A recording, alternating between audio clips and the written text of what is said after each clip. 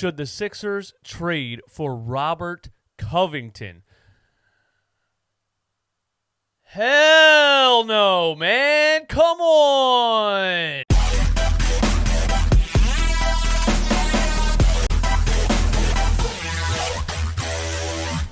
What is up, guys? Welcome to the Run It Back podcast. I am your host, DJ Eastwood. Hit the subscribe button if you like talking Philly sports damn near every day. Listen, man, there's chatter. There's chatter online. There's chatter on the internet.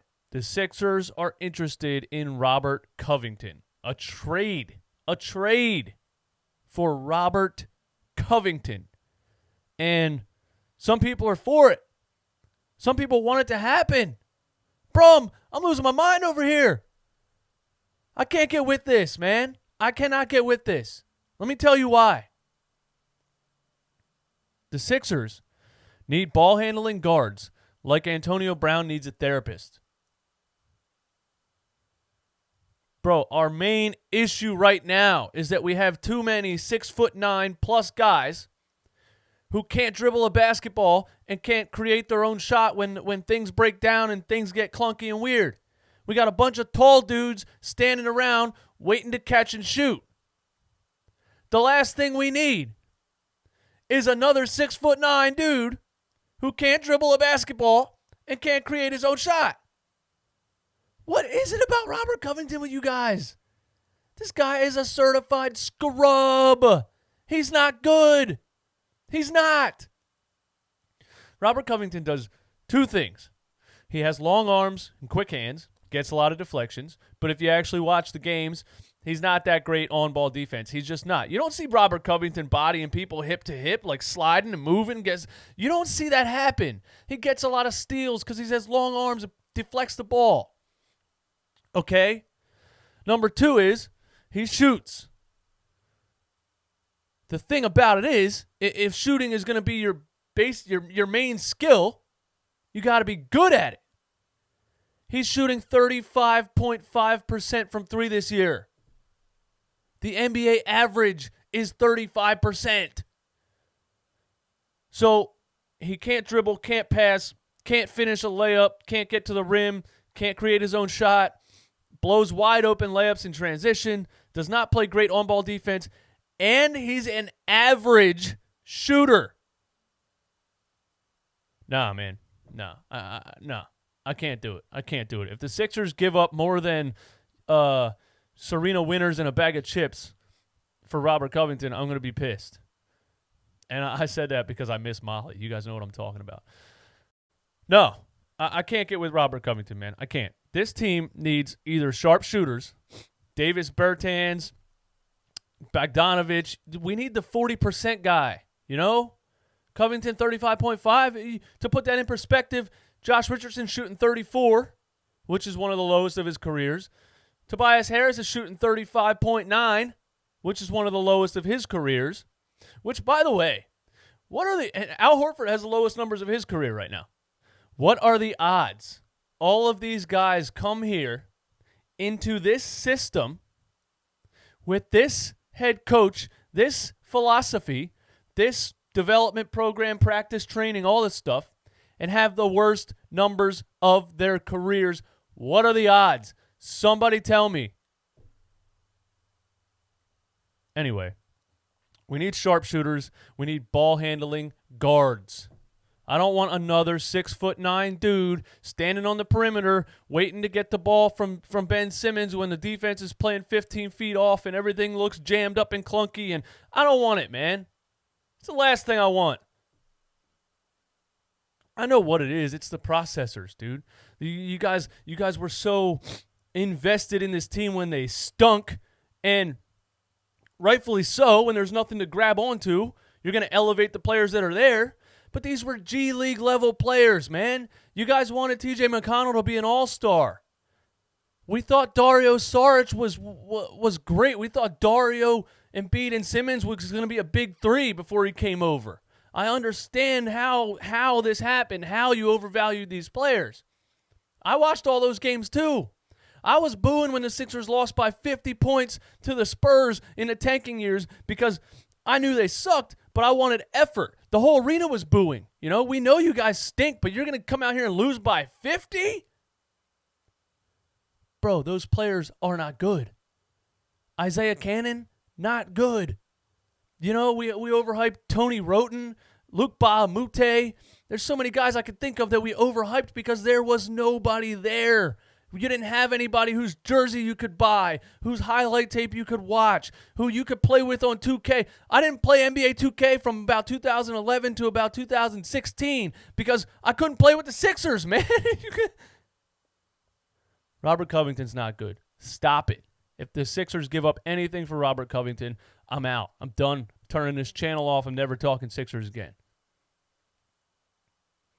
All right, I'm not serious about that because if they do it, you guys are going to come back to the channel. Oh, I thought you were going to turn your channel off.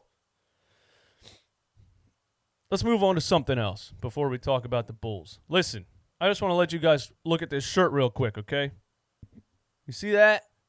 Keep calling me a Ben Simmons hater. I was a Ben Simmons fan.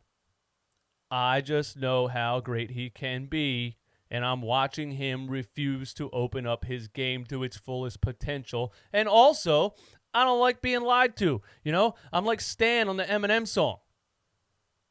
I ain't that mad, though. I just don't like being lied to. Remember when you said you would shoot it?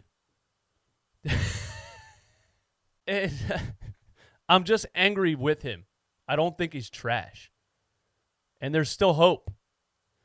The jersey curse might still be alive because when I gave away my Ben Simmons LSU jersey and I did the raffle on the video, somebody won it legitimately the next day.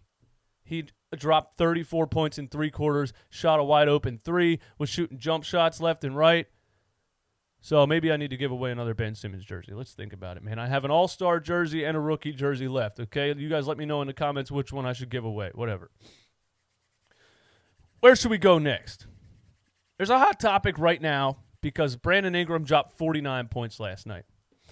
And the question is Brandon Ingram better than Ben Simmons? And the answer is no, obviously. The answer is no. Brandon Ingram's coming along nicely, and Ben Simmons hasn't really progressed much since his rookie season. So I see why people think that. You'll never see Ben Simmons drop 49 points. I understand that too. But Ben Simmons' potential is still worlds better than Brandon Ingram. And I'm going to say what the Ben Simmons defenders say when they argue for Ben Simmons is that his defense is just world class. It really is. He needs more of an offensive game, yes, but his defense is very valuable. And what I watched the other night in the Nets game is we literally sealed the game by playing ridiculous on-ball defense, and a lot of it was Ben Simmons on those smaller guards, Kyrie Irving, Dinwiddie, all those guys. So Brandon Ingram doesn't play defense like Ben Simmons. He obviously can't pass the ball and run transition like Ben Simmons. They're two separate players, okay? But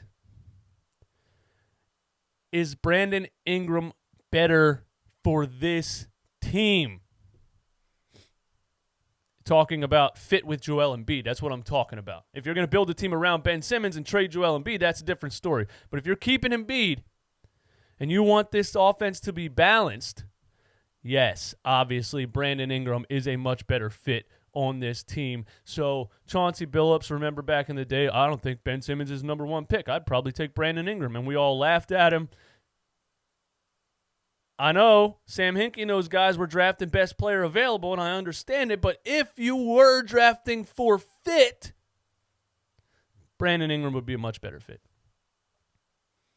I am so desperate for a ball-handling, volume shooter who can drop games like that. I am so desperate to watch a guy in a Sixers uniform light it up from the outside and drop 49 points in a game. I want that so badly. We don't have it. We don't have it. And it's frustrating. The Pelicans are about to get Zion Williamson back too. Holy crap.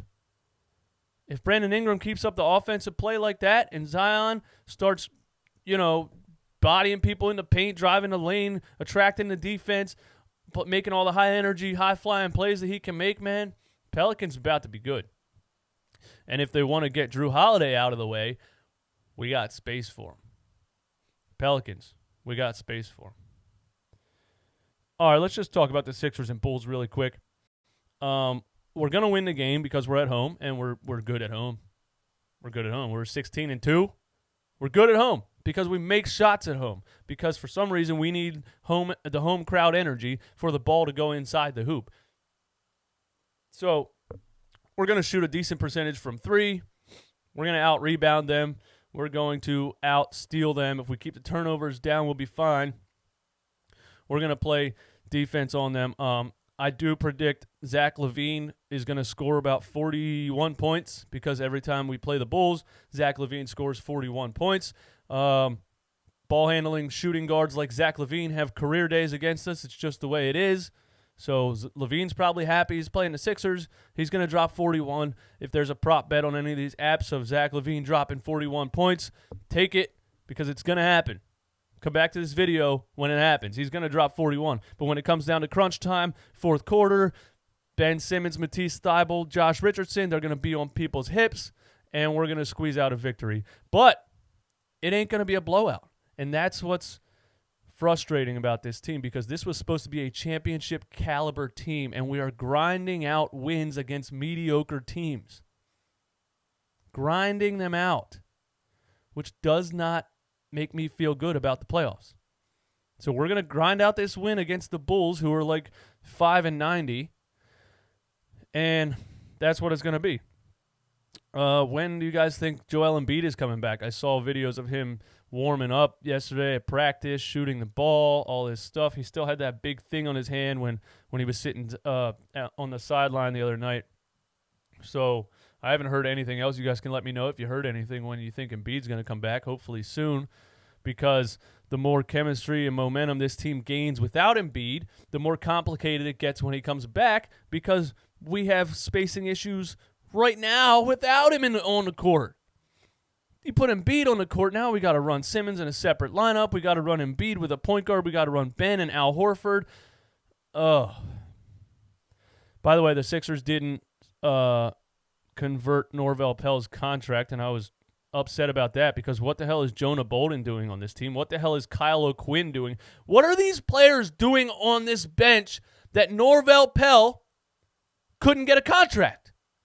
Are you serious? You saw the past couple games without Embiid. Norvel Pell's playing backup center. Kyle O'Quinn's not doing anything. Jonah Bolden's not even getting on the court. And we don't convert his contract. Send Jonah Bolden back to Australia, man. We don't need that guy.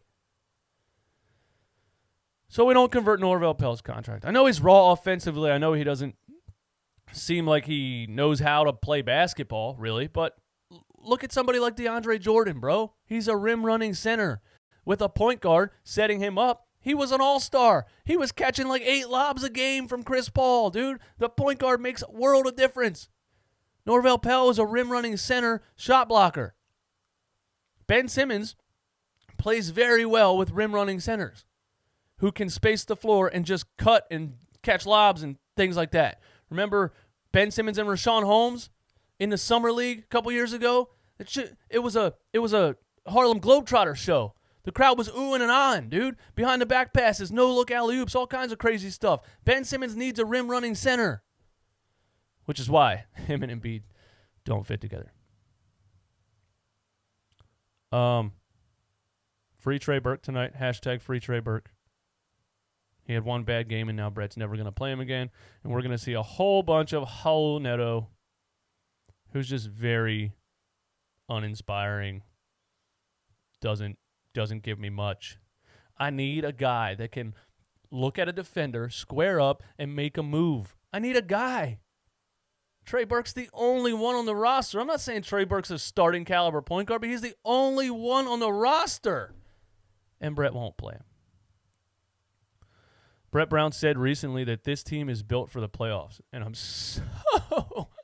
I'm so sick of people saying this, man. Don't worry, guys. We're having trouble beating anybody. We're grinding out wins against mediocre teams. But this team is built for the playoffs. How? You're losing because we can't shoot threes good. You're losing because we have spacing issues. You're losing because other teams have really quick ball handling guards that we can't defend 3/4 out of the game. What's going to happen in the playoffs that's any different? They're going to play. It's actually going to get worse. They're going to play farther off of Ben Simmons. They're going to clog the paint even more. You saw it when they played Boston the first year, his rookie season, or whenever we first played Boston and almost got swept in the first round. Second round, I don't remember. It's just not going to happen. This team is not built for the playoffs. This team is built horribly. I'm sorry, Elton Brand. You can't win in the NBA in 2020 with a bunch of centers on the floor. That's all I got for you guys today, man. Thank you for listening. Thank you for watching. Check out the Sixers and Bulls tonight. I'll probably have a video later after that game. It'll probably be up at like 3 o'clock in the morning, so you guys could check it out tomorrow or whatever. Yeah, man. DJ Eastwood, Run It Back Podcast. You guys have a great day. Peace!